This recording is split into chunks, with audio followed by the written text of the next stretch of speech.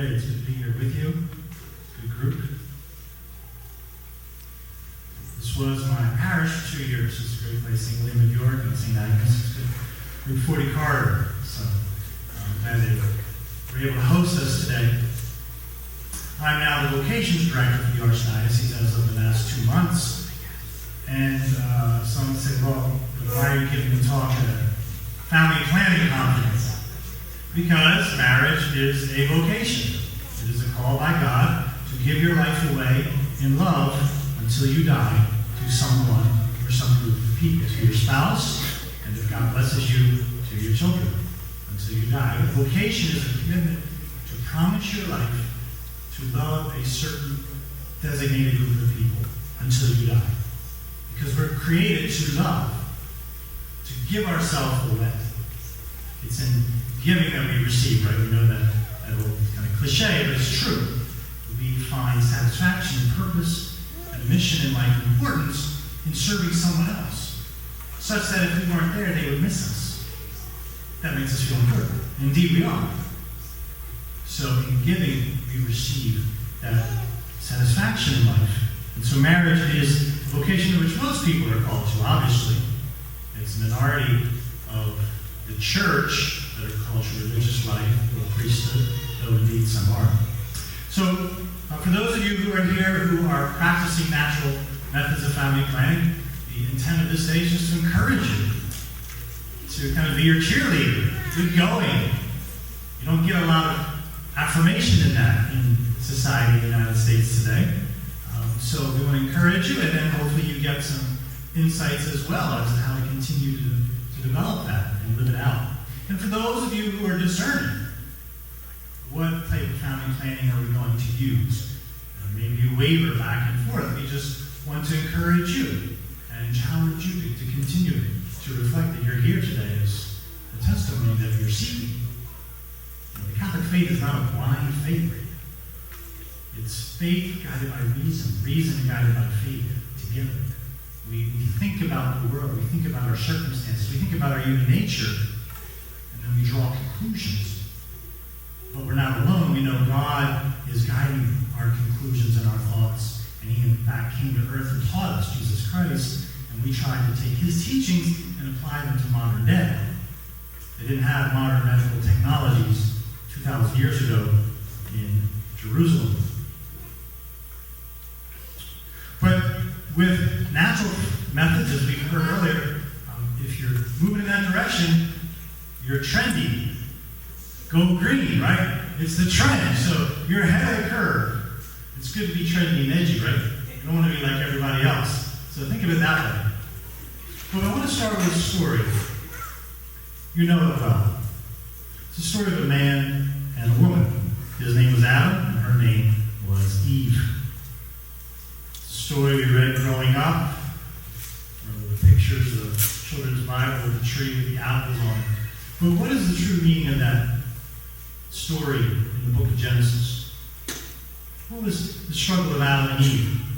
The basic struggle wasn't that they ate an apple. Genesis actually encouraged that. Apple of the day. No, their struggle was they didn't want to be human.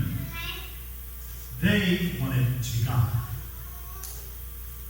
God said, look, I made you and I give you all these things to use and enjoy, but from this tree you cannot eat, the tree of the knowledge of good and evil.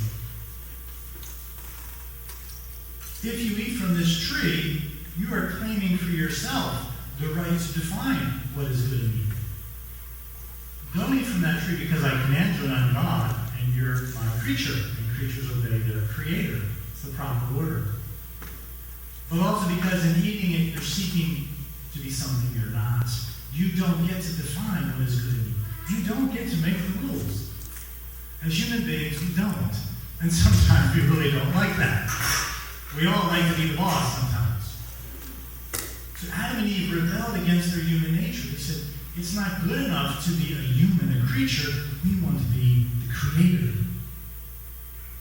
I was at a conference at Johns Hopkins Hospital recently, and it was on what is the dignity of the human person? What is the meaning of the human person? And one of the speakers got up and said, humans are gods who get stomach aches. We're kind of like God. We have reason. We have free will. We can make choices. We can understand this creation. We can use it. We can create cell phones. We can create spaceships. We can even clone human beings. So we're like God, but it's frustrating. We stub our toe, we get headaches, we're tired, we get hungry, we forget sometimes, we get stomach aches. So we're living in that tension in the middle. We're kind of like the angels, and we're kind of like the animals. And that's frustrating sometimes. I remember we grew up right next to the woods. We used to go out and play in the woods, and I loved all the squirrels would kind of run around on the trees, and sometimes I would daydream, gosh, we kind of need to be a squirrel. We could jump from branch to branch, just hang out there in the sun, instead of going to school, just eating nuts, playing, sleeping. There's a certain attraction to the animal side of ourselves, and there's a certain attraction to the angelic side. But trying to hold those two together is frustrating. Sometimes it's great. There are good days, but there are bad days. So our temptation is we want to be God, to make the rules. Our challenge is to accept our humanity. With this whole conference, of course, some of the basic questions we struggle with as humans is, in marriage, how to raise a family, how to support that family. There are serious concerns and worries about the future. We want what's best for our children. So how many children can we support right now? Financially, but also emotionally. And how can I be a good role model for these children when I don't have my own life together? And I'm struggling with my spouse. So there are serious challenges that we face as humans, but there are good solutions to those challenges and there are bad solutions. And of course, this whole presentation today is proposing that healthy, natural methods of family planning are the good solution. But how do we choose which solution? How do we know? First, we use our conscience. We've heard that term. It's often misunderstood, though. The word is composed of two words, con and science. Conscience. And in Latin, con means with, and science means knowledge. So to act with conscience, to follow your conscience, means to act with knowledge. Because again, as humans, we can think. We have reason. So conscience is a judgment of reason. It's not a feeling. A little image of Jiminy Cricket whispering in your ear. It's more than that. It's using our mind, evaluating the circumstances, but also using our faith. So in order to have proper knowledge to make a choice, we have to examine the circumstances, but we also have to study our faith. So we know the church says this, but why do they say it? Have I read the documents? Have I listened to presentations? Or have I looked in the catechism? And if I haven't, then I really can't act according to my conscience yet because I don't have it. I haven't formed it. I don't have the knowledge.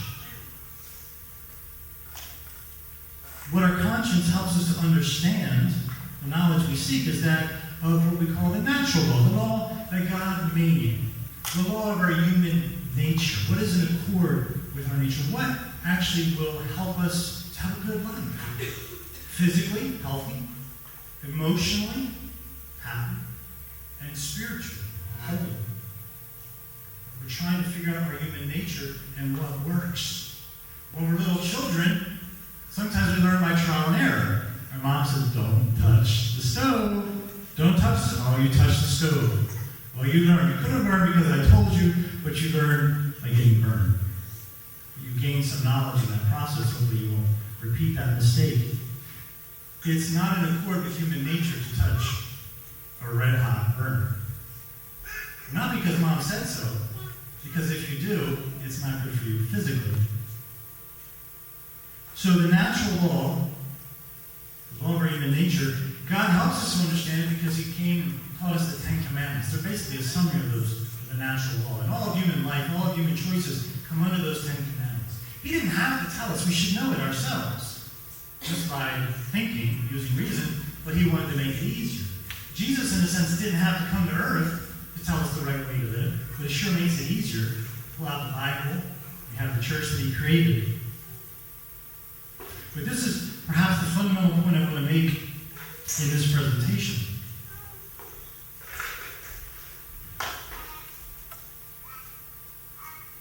sin is wrong not because someone says it's wrong, but because it hurts us, right?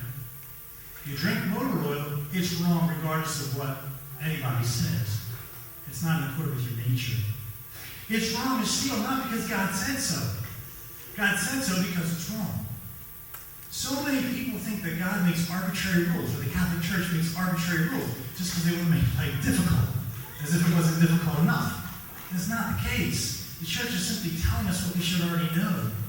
But some aspects of life are more complicated, especially when society might tell us something different than our Christian faith. And so the Church is there to remind us of what we should know, and to encourage us and to help us to see the reasoning behind it. So contraception, artificial contraception, is wrong, not because the Catholic Church says so. The Church says so because it is wrong. It's contrary to human nature. And of course, the presenters earlier today tried to flesh out some of the reasons why, especially physically or emotionally, that it hurts us. This talk focuses a little bit more on the spiritual side of it. To understand why it's contrary to nature, we have to know the meaning of sexual intercourse. We say it's a language that would have been referred to earlier. Pope John Paul called it the theology of the body. We speak with our body. Our words have meaning, but also our actions have meaning. Holding hands has a deep meaning. Punching has a deep meaning. Right? The way we express love with our bodies has a deep meaning. And it has a meaning that existed before we ever came around. So again, the challenge is, will we accept our human nature? Will we accept the meaning of sexual intercourse, or will we insist on giving it our own meaning, on changing the definition? That's the human temptation. That was the temptation in the Garden of Eden. And the meaning that it has is twofold, as we reflected earlier. It's the union of a husband and wife. It's an act of physical love, an expression of love. It unites them physically. So we call that unitive. And also, if you took biology in freshman or sophomore year of high school, right? Biology 101, guess what? It's the way babies are created. It just is. Not because we want it to be that way. That's just biologically the way it occurs. It has that meaning. It doesn't happen every time, but whenever it happens, it's through the union of a man and a woman. So it's unitive and it's procreative. That's just the nature of sexual intercourse. One presenter called it babies and bonding. Right? It binds the husband and wife together, and it leads to life. So our challenge is to work with that nature, not to fight it, not to be frustrated by it. The reason we are here today, the reason this is a challenge and temptation, is because we have a new technology. We're so focused on the present. But let's take a bigger picture. You know, the pill has been around for what? 50 years? This technology wasn't available for thousands of years. Human beings always had the same struggle. How am I going to raise a family?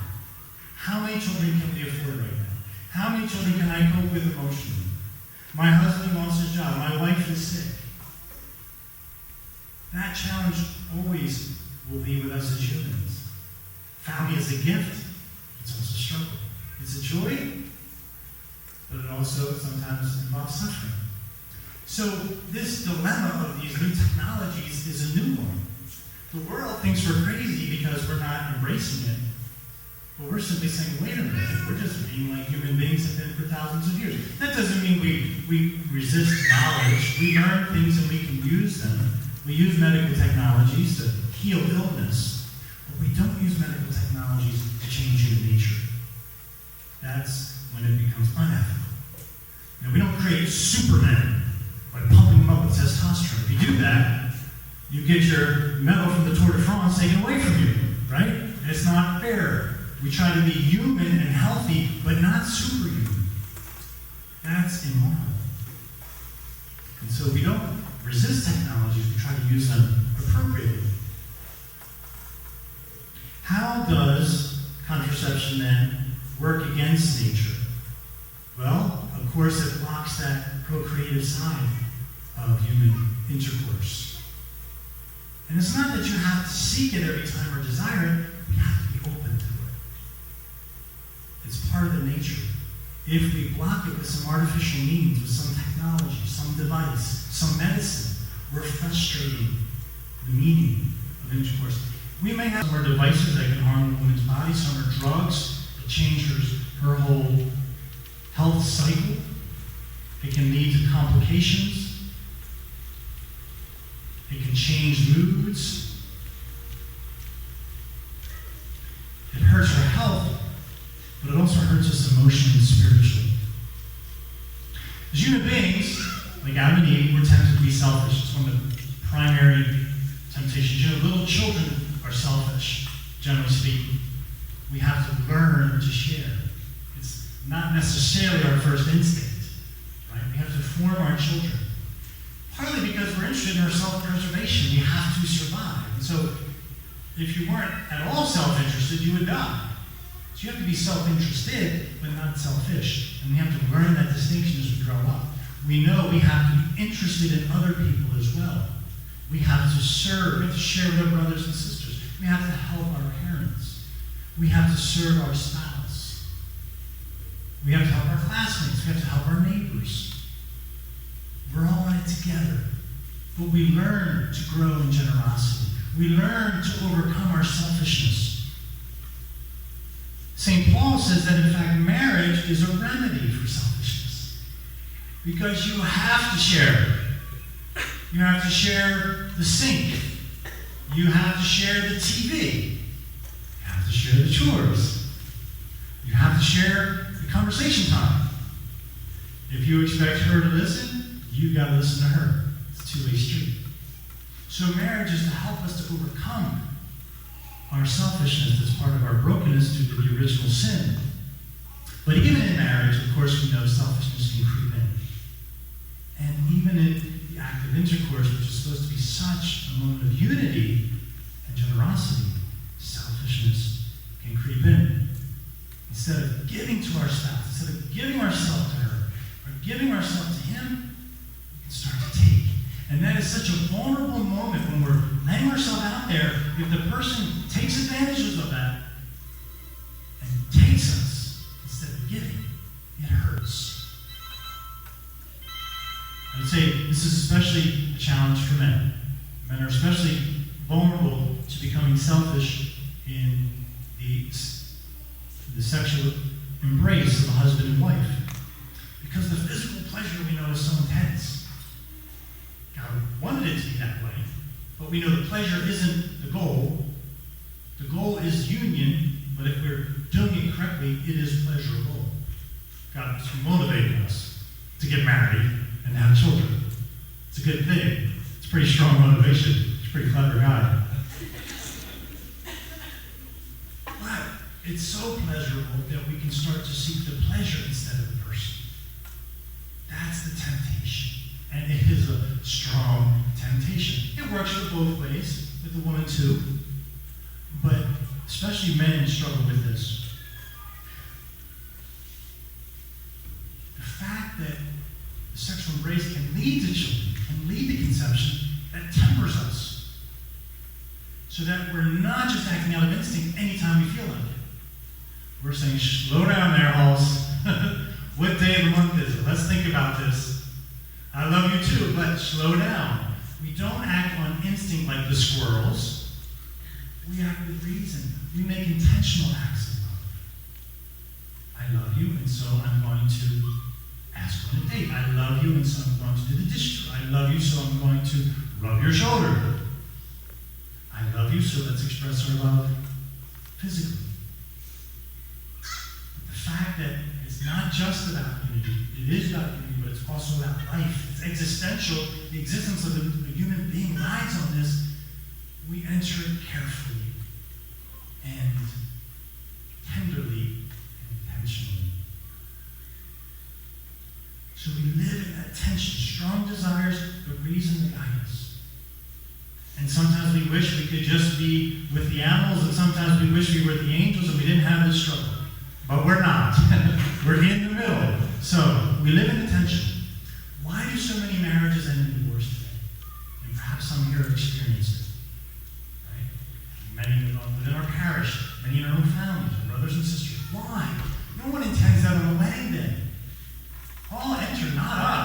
know those other folks, but not us. 50%. It's a staggering rate of brokenness in marriage. Largely because, it's only two people. If it didn't work, it's one or the other. Or both. You can't point fingers. It was a promise between two. Selfishness creeps in. We don't want to be selfish. None of us desires it. We want to be generous, but we struggle. The Pope goes to confession every week. He struggles with selfishness too, in his own way. We all do, to different degrees. Why do couples who practice natural family planning tend to stay together? What's the statistic? Less than 5% separate, divorce? Not because it's magic. It's not like a magic technique. It's because they are choosing to have a certain attitude. They're not fighting their human nature. They're embracing it. They're working with it. And for most, they're doing it because they believe it pleases God. This is in accord with His plan for us. Father knows best in this case. We trust Him. We work with Him. We don't fight against Him. And so those couples conform themselves to their sexuality rather than resisting it. And that's the challenge. Do we conform sexuality to our wishes, or do we conform ourselves to our sexuality? That's the basic struggle. Do we conform marriage to what I want and what I define, or do I conform myself to marriage? Living in the tension. So natural family planning, when used for the right reasons, is healthy, physically. It's also holy. It keeps us open to God's grace. And therefore, it makes us happy. But not necessarily easy, as we learned from some of the couples, right? It hurts sometimes. It entails some suffering. There's always some suffering when trying to do God's will. Even if it's just overcoming our selfishness. It hurts. It hurts to share. I really wanted to eat the whole cookie, but there's two of us, so I cut it in half. That hurts. Okay? Not as much as some things, but nonetheless. Anytime we try to overcome ourselves, get over ourselves, it hurts a little bit. Anything worth having in life requires effort and toil, right? Why do we admire the superstars? Because we know how much they hurt to get there. And Michael Phelps. You got to swim 365 days a year to be on that stand. I'd like to be on stand, but there's no way I want to swim every day. It hurts. I respect that guy. So it's in the spiritual life. Yesterday was the feast of the triumph of the cross. Right? We use the crucifix as a sign of our Catholic faith, our Christian faith. It hurt. Big time. Christ on the cross. He was in our human nature. We tortured him and murdered him. Today is the feast of the sorrows of Mary. She, his mother. She hurt. Not physically, emotionally, spiritually. God said, Mary, will you give me your life? Your whole future. My whole future, yes. Will you give it to me? She said, let it be done to me according to your will. And from that moment, when she conceived Christ in her womb, her whole life was a gift to God. And it hurt seeing her son ignored and persecuted. It hurt the struggle to be a worthy mother of God the Son. It hurt to see him die on the cross. The challenge for us is, will we imitate Mary? Will we imitate Jesus? That's what a Christian does. We try to imitate him. And we know in the imitation, it hurts sometimes. But it hurts so good. It does bring happiness. Selfishness and sin does not. We always have to remind ourselves of that. Sin is contrary to our nature, as we said, contrary to God's will, saying no to him and yes to ourselves. Sins of a sexual nature, the church has always said, are mortal sins. You don't hear that word so much these days. Now, for a sin to be mortal, you have to know it's wrong. First of all, a lot of people act in ignorance. You have to know it's wrong, and you have to choose it freely. And often our circumstances, we're confused, or we're tired, we're pressured, and that comes into consideration. You have to know it's wrong, you have to choose it freely, and it has to be grave matter, serious matter. The church has said sins of a sexual nature are always of a serious matter. Whether one knows it or whether one acts freely is another question. But it's always of a serious matter. In some sense, only God knows if our sin is mortal. We don't even know how freely we choose things. We know it's wrong. We don't want to do it, yet we still do it. If we were completely in control of our will, we wouldn't have done it. So we'll leave it up to God to define what's moral and what's evil. But we're just saying it's serious. There's serious consequences. One theologian said, it's not that even sexual sins are the most serious, but they can be the most destructive because they hit us where we're most vulnerable. You have a one-night stand in college, seemed like such a casual thing. You conceive a child, now what? Now life has changed. And then you turn to abortion, very serious. You have a marriage, you're loving your wife, you have children, and then in a moment of weakness, you go off with your secretary. And now what? Now you're facing possibly divorce and separation. Big consequences. Sins of the flesh, human weakness, God understands big consequences. So it involves serious matter. And so too the use of artificial contraception. There, perhaps the consequences don't seem so visible. Though the more we reflect and read, the bigger the consequences appear. We know that the pill itself can unintentionally act to abort our child. If it was conceived, it has that secondary effect. We know the health risks to the woman. If selfishness creeps in, the marriage can end. 50% in our country do. So big consequences. So what does it mean if someone's using artificial contraception? Who's Catholic? You're Catholic.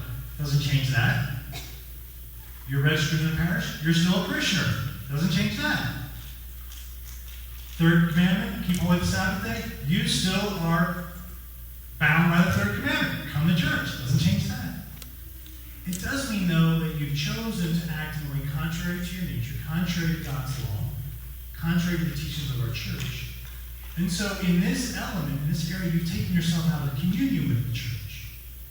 And until you're willing to admit it and confess it and try to work on that area of life, you shouldn't receive Holy Communion. Until you're over the profession saying, I'm going to try. And even though you're going to try, it doesn't mean you may not fall again, but you're trying. I'm going to have a conversation with my spouse. It may not go very well, but I'll try and see what happens. I'll try to, maybe God's grace will work a miracle. We're worried about the future, but we'll try to trust God. Go to confession, go back to communion. If you fall again, don't go to communion until you go back to confession. It's a sacramental system. One sacrament leads into the other. If we work in accordance with that system, just like with our human nature, it has effect. If we try to make up the rules ourselves, the sacraments aren't going to help us. So we trust the nature God gave us, we trust the sacramental system, the church that He gave us, we work in accordance with that. So we just encourage couples who are using contraception. We don't know why, we don't know what pressures, we don't know what worries. We just encourage them. Trust God more.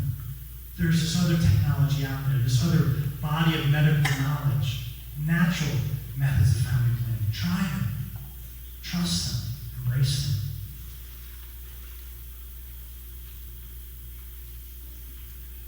So, in conclusion, remember Adam and Eve. Avoid their mistake. Embrace our human nature.